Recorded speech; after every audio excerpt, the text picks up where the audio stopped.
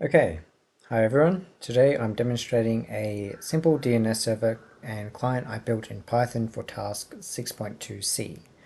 The server handles A records and CNAME records, and it uses UDP for quick communication. I'll break down the code step by step, like explaining it to a 10-year-old, because that's how it helped me. And then I'm going to run it and do some tests, or a test, and then, yeah. I'll start with the server code up the top, right here. The server initialization. The init method is where we set up the basics, like picking a spot for the stand, for a lemonade stand, for example. So the host, local host, and port starting at 8053, that's where is like setting things up. And then we create dictionaries down here. Dictionaries for A records, which is host name to IP addresses, and CNAME records like aliases like www.example.com to example.com. And then we make UDP a socket, our walkie-talkie for quick messages, and it allows reusing these address if needed, which is very cool. And we'll start at the top with the start method, which is where we bind a port. If 8053 is busy, it tries others like 8054, and once bound, it prints server is running and enters a loop to listen. Step 2 is listening to the queries. That's down here. So server is running, that's starting the loop. It receives the query, processes it, and we've got a try except here just in case I interrupt it, another exception, and this is where we handle the query. And I'm going to explain listening and processing first. In the start loop, we create revcom. We use revcom to wait for our messages up to 512 bytes. That's over here. And when it comes, we note the sender's address and spin up a thread to handle it without blocking.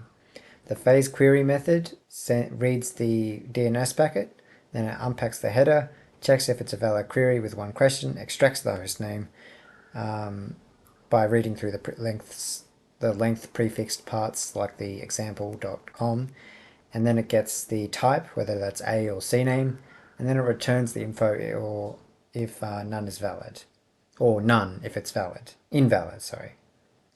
Step 3 is handling the query. This bit is a bit complicated. It took a while. I've talked about phasing the queries. This part is phasing the host name with labels, and then I get the query type and address for the next 4 bytes. Then I convert the query type to a string. Otherwise, it's unknown. So if none. So I'm going to explain the A records now. In handle underscore query, we route to handle underscore A underscore record to handle underscore CNAME underscore record. For A, it checks if it's a CNAME alias first, and then it resolves to the real name. Then it looks up the IP address. If found, it creates a response, otherwise it returns an error. For CNAME, it just looks up the canonical name, and it responds or it gives an error.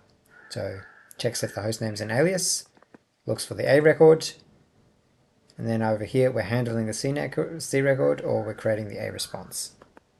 For generating responses, methods like create a response build the packet.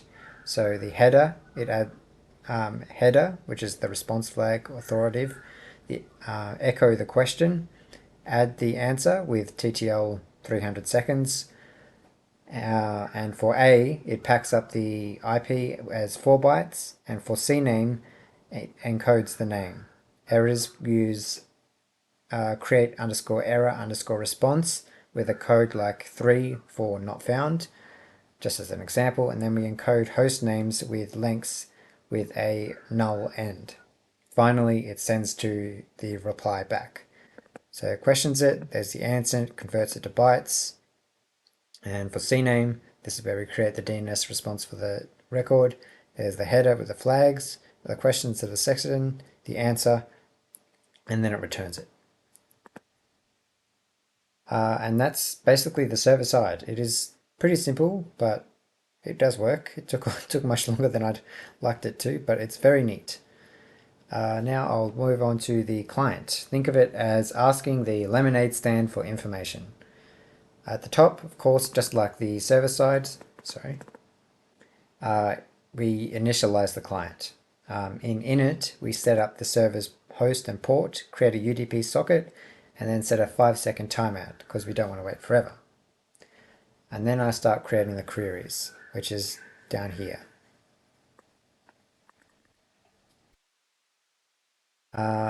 So for the queries, create_query method builds the DNS packet. It's got a transaction ID like 12345. It's up here.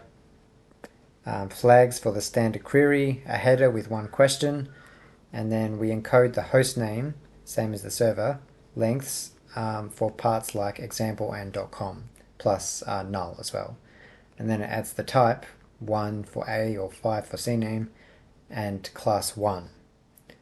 I explained that quite poorly, but that's my understanding. Next we handle the responses. You can see I check the response code down here, and there's basically all the errors that I kept. This took a lot of research to fully understand. It's why doing the pseudocode first helped so much. But handling the response, it phases the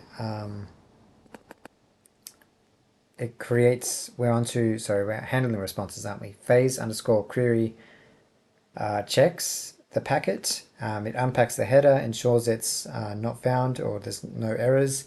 Then it skips the echoed question by jumping over to the name parts. And for each answer, it phases the type. A, it gets an IP for 4 bytes. CNAME, it decodes the name. And then it collects results like a record 192.168.111 or errors.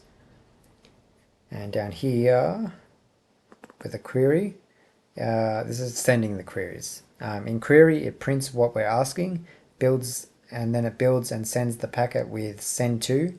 It waits for breadcrumb, it phases and shows the result. If timeout or error occurs, it says so. And then the main function loops back and it asks for hostname and type query, and then it asks you if you want to continue. And if you say no, it closes the socket at the end. It's pretty user-friendly. This is the main bit here.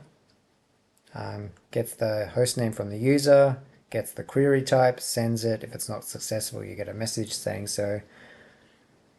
And yeah, it mirrors the service simplicity, I'd say.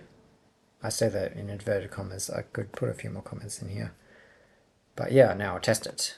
I'm going to come over to the server side and initialize that. You can see the DNS server is currently running on 8053. It's supporting these 2 DNS records, and you can press Ctrl+C to stop the server. And then the client side, we hit run.